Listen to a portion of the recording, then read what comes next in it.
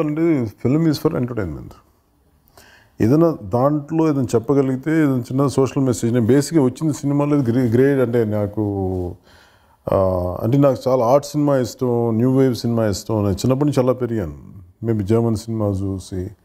But నాకు Indian కాంటెక్స్లో సగటు భారతీయులకు కావాల్సింది, మనకు ఎన్నో సమస్యలు ఉంటాయి, బట్ ఫైనల్లీ వాళ్ళకి సినిమా అనేది ఒక ఎస్కేప్ ఎలిమెంట్. అది అంటే ఇంట్లో ఉన్న అన్ని సమయం సినిమాలోకి వెళ్ళి అది ఒక ఎంటర్టైన్ చేయగలదా లేదా అనేది ఒక మేజర్ మనకి ఒక యూఎస్పీ వాళ్ళు చూడగలిగేది. అది నేను అందుకే నాకంటే సినిమాలు అనేది నాకు అంటే నేను సినిమాలోకి రాకముందు అసలు ఎలాంటి సినిమాలు చేయాలి అవి అనుకున్నప్పుడు నాకు ఫైనల్గా it should be entertainment based.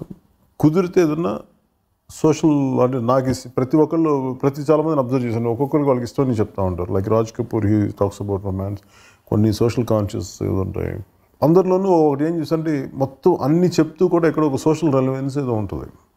So నా సినిమాలో కూడా అదే ఉండాలని ఒక ప్రయత్నం ఉంటుంది. దాంట్లో భాగంగానే ఇది ఎంటర్టైన్మెంట్ బేస్డ్ ఫిల్మ్ మీద కానీ ఆలోచించాను తప్ప ఇట్స్ నాట్ అబౌట్ కథ ఏమో కొత్త కథ కాదు. అందుకే నేను ట్రైలర్లోనే కథ చెప్పాను.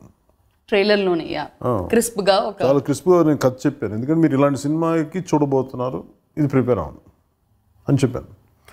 అలాగే నాకు ఏం నచ్చిందంటే, మరి ఏదైనా సరే పొద్దున్న లేచినప్పటి నుంచి ఇప్పుడు అందరూ సినిమాలు 4-5 పాటలు ఉండాలి, ఇన్ని ఫైట్లు ఉండాలి. ఇది ఒక కన్వెన్షనల్ ఫార్మాట్ మన ఇండియన్ సినిమాకి.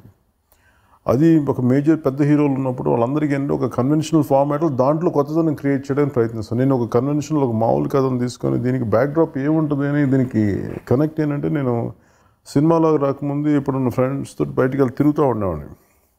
కొన్ని ఊర్లు ఇలా తిరుగుతున్నప్పుడు ఒకసారి ఖమ్మం అటు సైడ్ సీలేరే వెళ్ళాను. వెళ్తే అప్పుడు ఇంకా మధ్యప్రదేశ్, ఇంకా ఛత్తీస్గఢ్ అవ్వలేదు, ఇట్ వాజ్ మధ్యప్రదేశ్.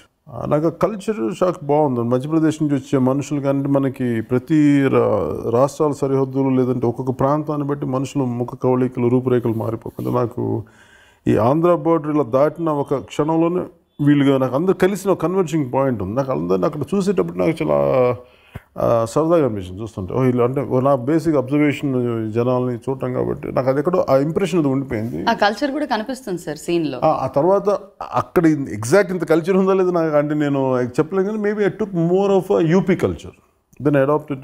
అలా ఒక ఫిక్షస్ టౌన్ ఒకటి క్రియేట్ చేసి దాంట్లో తెలిసిన పాత కదా అని చెప్తే దీంట్లో కొత్తదనం ఉంటుందని ఆ ఉద్దేశంతో చేసి ఒక చిల్డ్ అవుట్ పోలీస్ కాపు, కానీ డ్యూటీ చేసేటప్పుడు చాలా బలంగా చేస్తాడు. ఇట్లా ఏదో అనుకొని స్టార్ట్ చేశాను. దాని నుంచి పుట్టింది గబ్బర్ సింగ్.